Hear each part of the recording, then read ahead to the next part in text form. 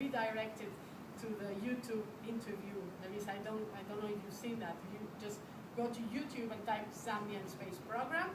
You will see there's an interview by Reuters, a Reuters journalist that is asking, who's asking Edward Makuka about the project. And when I saw that, it was like, okay, that's my subject. Not only because it's a real story, unbelievable, but because it gives a vision of Africa positive. It is a universal message that is everybody's fascinated by the cosmos and the universe. We share dreams. All the kids want to go to space and they all want to become astronauts. And also, well, it has this potential in playing, in documenting something that is real, but that is unbelievable, and that happened years ago. So it really allowed me to mess up with many things at the same time, and I was like, okay, this is a good subject.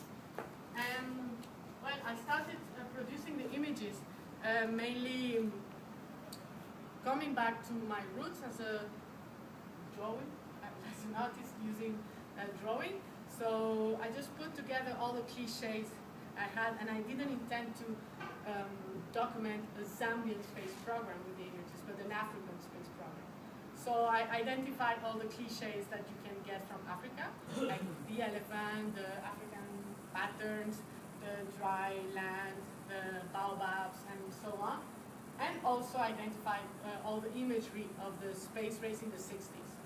And I put that together, and I started really like preparing shootings for the series. I have to say that I spent in producing the series maybe 500 pounds, no more than that. I have never been to Zambia. All the pictures were taken in Spain and also some in Palestine, in Israel. Also, I was on holiday in Italy, so I took some pictures in Italy. And it was just like having in mind the story, and when you have in mind your story, you just find Afronauts everywhere. And it was really easy to produce. So many images were like out of luck. So I'm going to do something else because to explain you that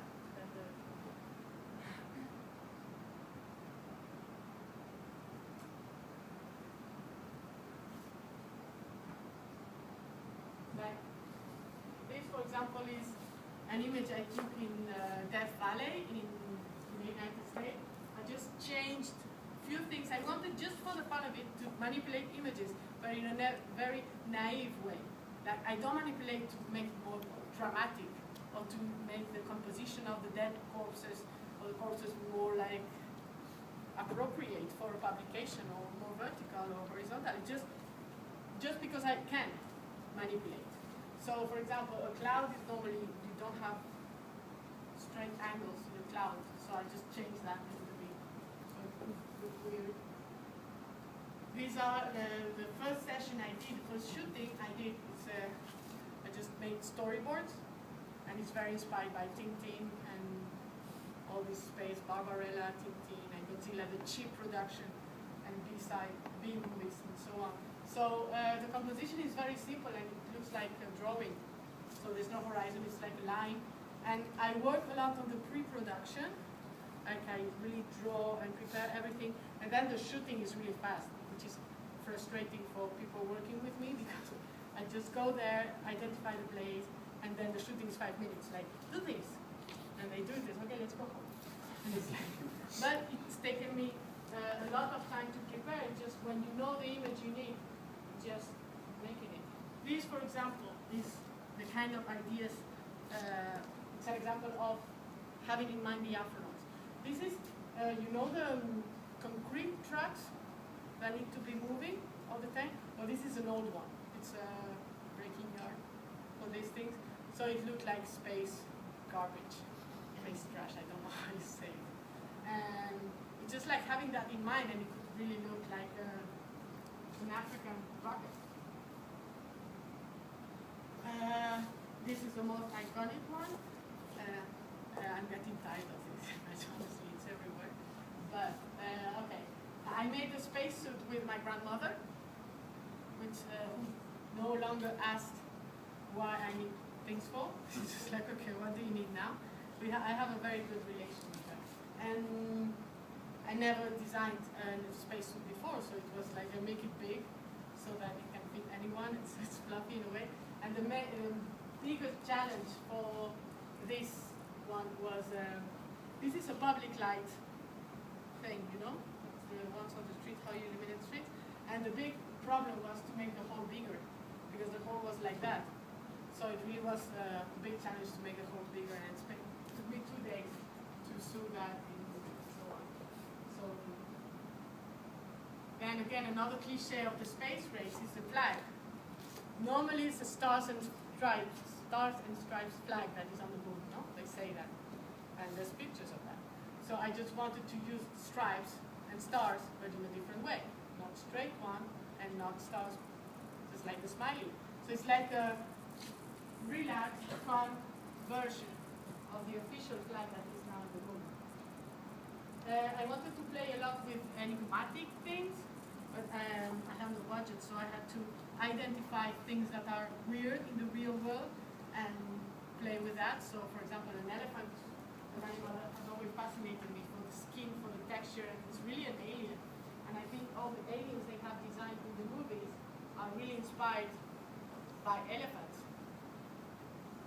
So there is this small love story with the elephant, and it was very easy to get an elephant in Spain, but especially if you work in a newspaper. Like it was like the main newspaper in my area. So I just called like, hello, I am Cristina De Middel from the Diario Información. Can I take pictures of the elephant and bring you someone? Oh yes, yes, please. They are so happy they're gonna get free diffusion of the zoo. And what they didn't know is that I was bringing an African astronaut to a shooting, and they were like, okay, whatever, do what you want. I don't know what your newspaper is planning now. So yeah, these were very inspired of Tintin, actually. But it's not that I had to read it again. It's now that I see how it's similar, because it's just something that belongs to me. Like this step on the moon, which I actually took outside my house, and like, I take a picture, and that's it. More images that are more suggest more than state. For example, the dream of flying, the aspiration of flying, Icarus, and so on. So broken wing. And one of the reasons why the program failed is because they were training a woman and 2 cats to be the first one on that rocket they were building. And you may ask yourself, why a woman first? Are they really supporting the gender equality? No. They were just sending a woman to see what happens. We send the woman first and the cats, and then we see. If it works well, then we use the man. And one of the reasons why the program failed is because she was pregnant by one of the Afronauts, one of the other astronauts. So her parents came to pick her up and bring her back to the village. This image and another one, I will explain to you a little bit more because, well, there's like some anecdotes about the shooting. This is a space rocket I did with a cardboard toy house that I covered with fabric. Then I had a friend who was working in a Spanish production called Es Cosmonauta, a low-cost movie, and they had actually bought real cosmonaut suits. So I borrowed that from her and just gave my version. Right? Images that are enigmatic. This is an image I took in Senegal when I went to do the Polyspam series. I took a lot of images that I think is fun. For example, this one is in the house of a guide that was helping us in a way. It's like the great Ursus drawn with mosquitoes killed on the wall. And this pattern of the great Ursus is all over the book. You can find it in many places. I'll show it to you later. So it's manipulated, but with intention and a funny one. So yeah, it's a dreaming. With this one, the baobabs and sort of the camp.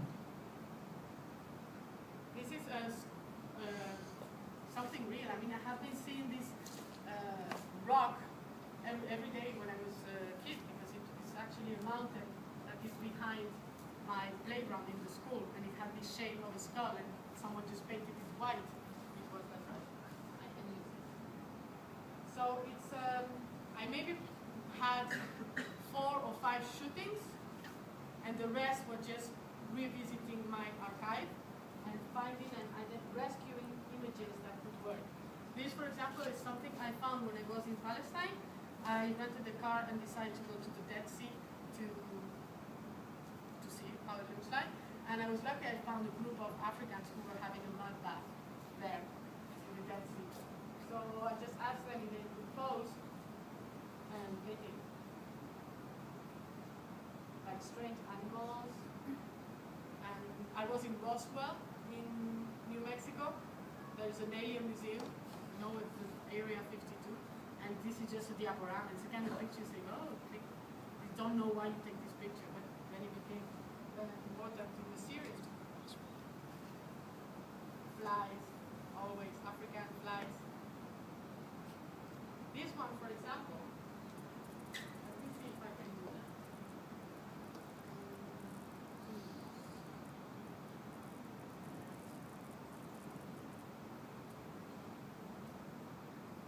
So this is actually something floating on a lake. And this is the reflection of trees. The water is really quiet.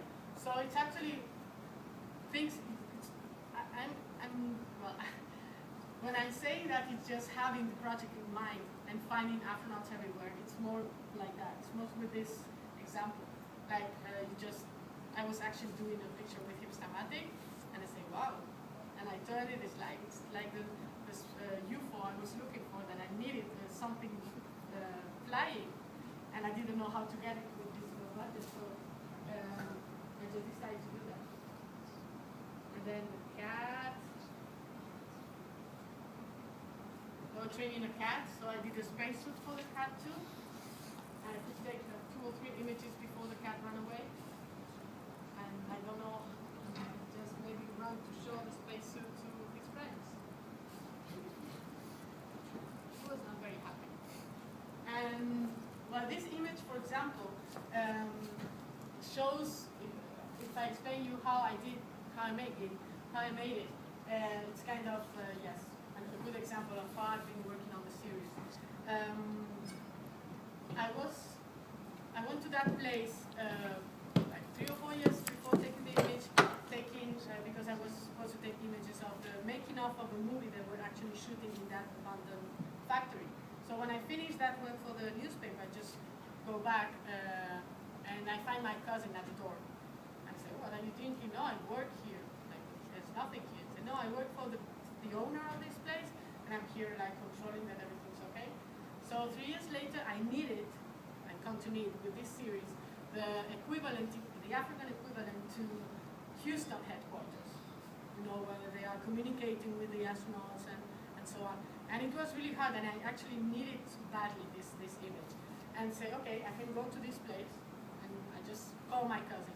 And he tells me, okay, no problem, but the owner of the place is actually asking for 6,000 euros to rent the place, because it's become pretty popular, and he won't let you in unless you pay at least 3,000. I say, no, I'm not doing it. And then 2 hours later, maybe 8 p.m.,